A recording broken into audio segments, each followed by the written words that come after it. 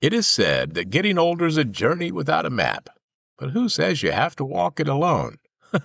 I'm Bill Monty, and this is a guide for getting older.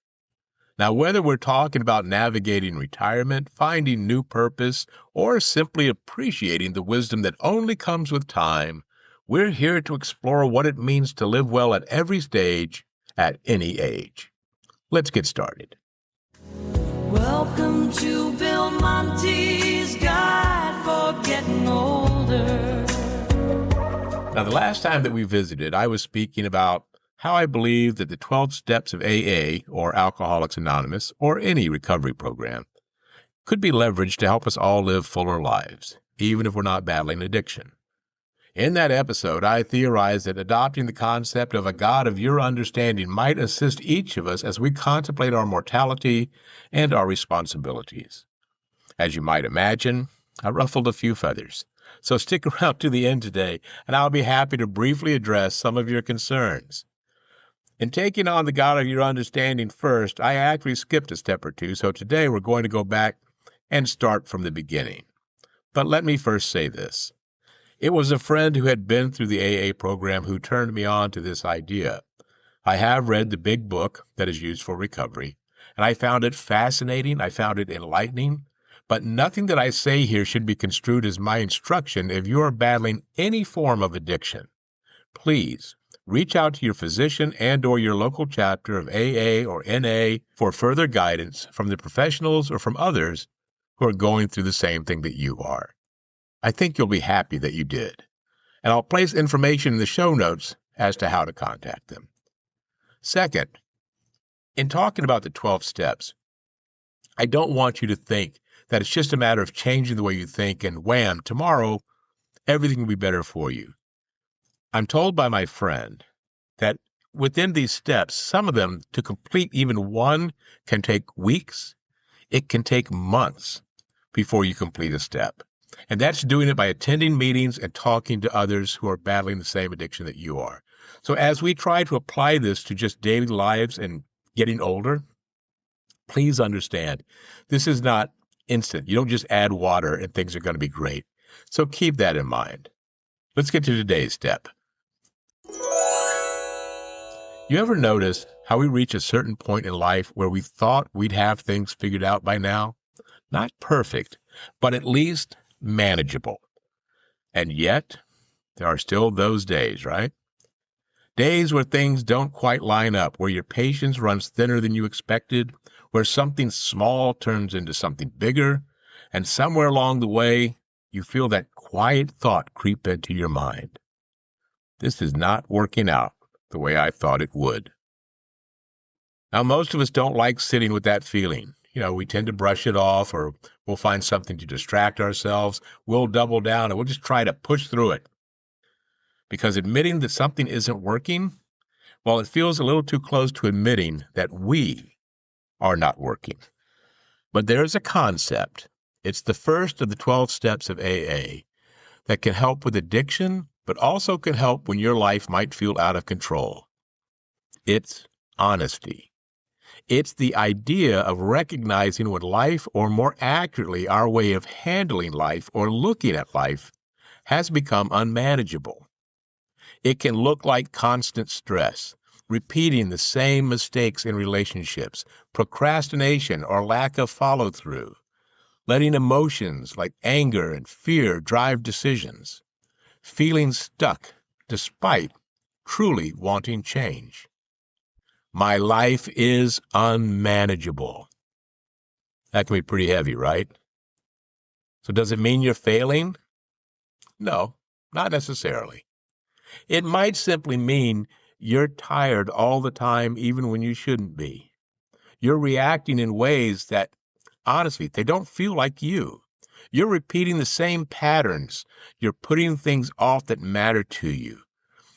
You just have a quiet sense that something is not right. That's it. That's where this begins, with awareness.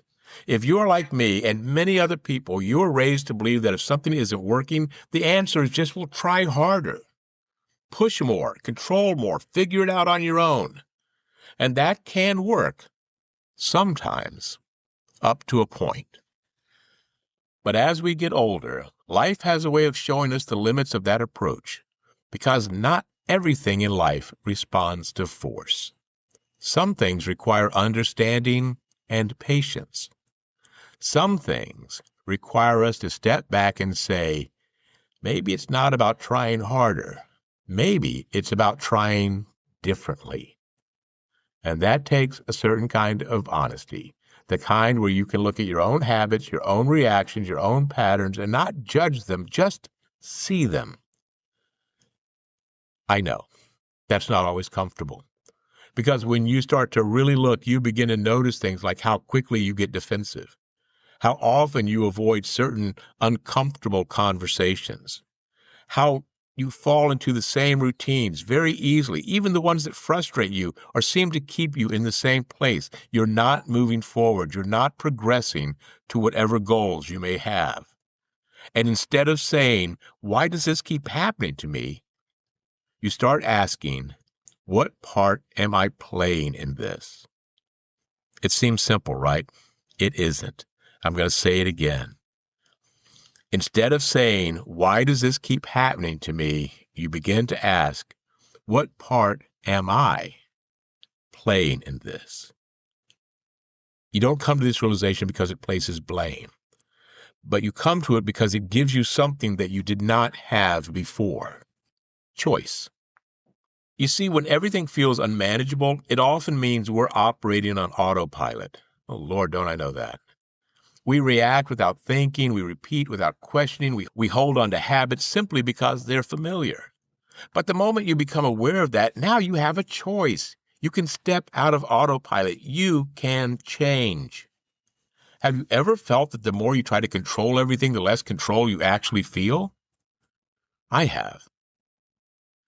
But when you start to recognize where you don't have control over other people, over outcomes, over the past, you free up energy to focus on where you do have control.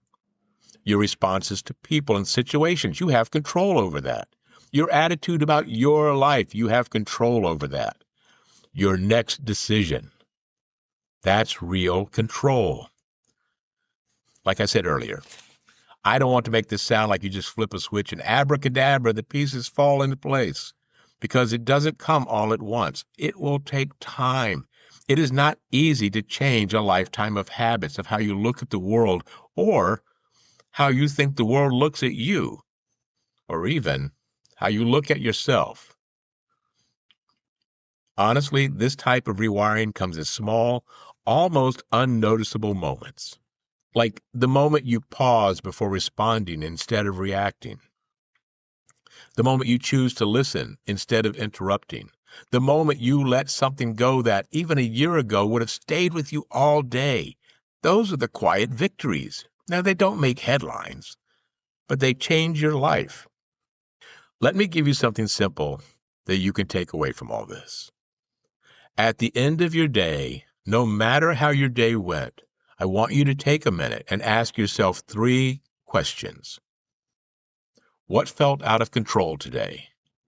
What part of that was actually within my influence?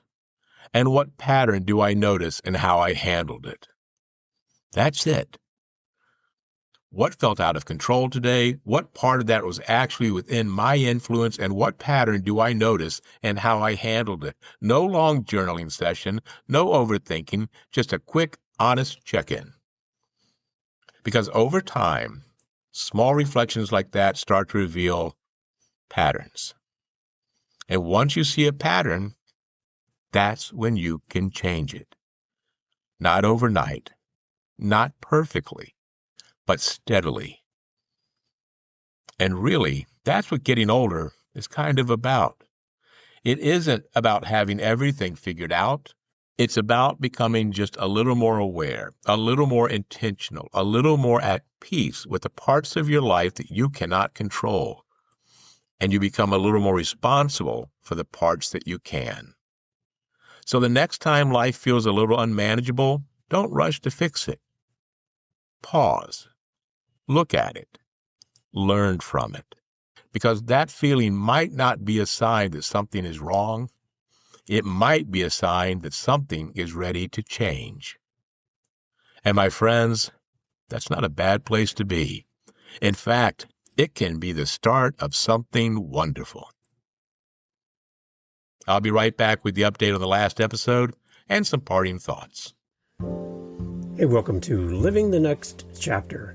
It's a podcast for authors hosted by myself, Dave. And the unique thing about this show is, as the host of Living the Next Chapter, I'm not an author.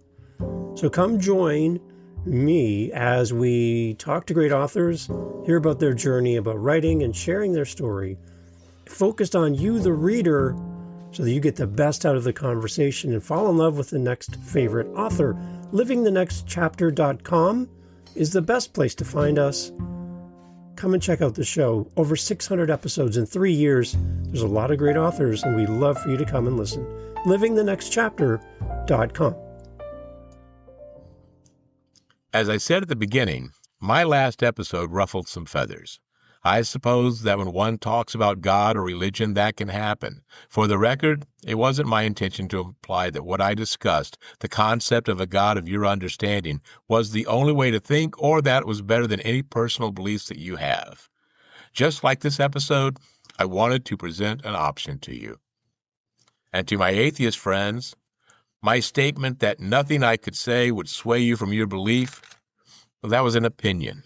And perhaps I shouldn't have stated it where it sounded like a fact.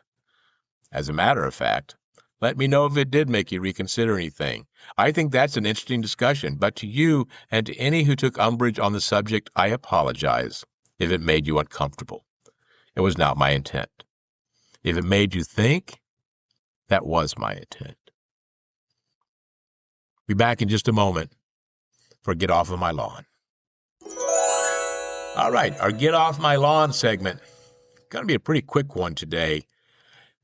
I don't really want to go deep into this, but how did we get caught in this credit bureau nonsense in order to buy anything or get anything? You know the companies, TransUnion, Experian, all that kind of stuff. We have 3 companies that decide whether or not we can buy a car, buy a house, get a credit card. They gather all this information, but where did that power come from? And how it's used and put out there doesn't make any sense. And I'm going to give you an example from my own life right now. So I have an app. I'm not going to name the company because I don't have any I don't have any professional association with them at all. But it gives me updates on my credit score and things like that.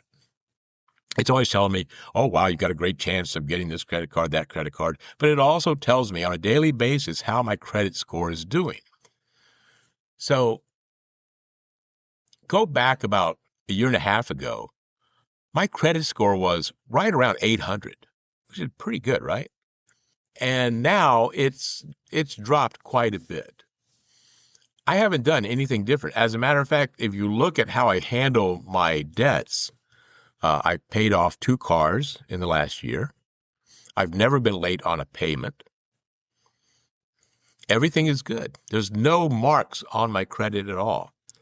And yet it keeps falling. Now, why does it keep falling?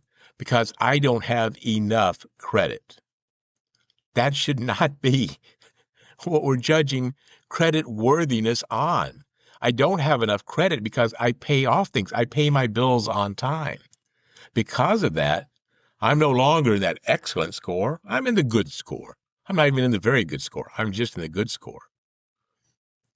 And that just ticks me off. You know, the rest of the world, they have ways to measure your credit, but they don't. Everything doesn't depend on the big 3 that we have. How did we get here? And how do we fix it? I mean, it doesn't make sense. It just doesn't make sense at all. Even though I'm doing everything right, doing everything that somebody who loans you money would want. You pay it back on time, you're never late, all that kind of thing. I can get more credit, which would put me in more of a financial crunch, and that would help me because I don't have enough credit, so it would help me if I got more credit. That sounds asinine to me. I don't know, maybe just me, but doesn't it to you? Doesn't that sound strange? Anyway, to the credit bureaus, to everyone who sends me these weird messages, to the fact that I don't have one of the best credit scores in America, all I can say to the credit bureaus is get off of my lawn. My friends, thank you for visiting with me today. If this episode resonated with you, I ask that you add to your support of this podcast by subscribing so you're notified when new episodes become available. And if you have a moment, can you please rate, comment, and share the podcast? Because that's how we grow and reach more great folks just like you. Finally, I'd also love to hear from you. What do you think about this series? Do you think I have a point using the 12 steps of AA, or am I completely off my nut? You can write to me at billmonty04@gmail.com. That's billmonty04@gmail.com. Just go down in the show notes. It's all right there for you. You can also leave a SpeakPipe message. SpeakPipe is a tool that lets you leave a free 90-second voice message to me. And just let me know what's been on your mind and what you think about applying the 12 steps to our daily lives. On the next episode, we will continue looking at how these 12 steps can help us all be our best selves. And another Get Off of My Lawn segment. Until then, I remind you, please, as always, be safe and be kind. If it's warm outside but you're feeling colder, not sure what to do without a friendly shoulder, you're not alone, so start feeling bolder. Welcome to Bill Monty's Guide for Getting Older. Hi, this is Bill Monty, inviting you to take a talk down memory lane on the podcast Tales from South Florida, where we dive into the people, places, and events that make our corner of the Sunshine State unlike any place, anywhere. So sit back, grab your headsets, get a slice of key lime pie, and come along for the ride. Full episodes, music, videos, and more are available at talesfromsouthflorida.com. Tales from South Florida, where the stories meet the sea.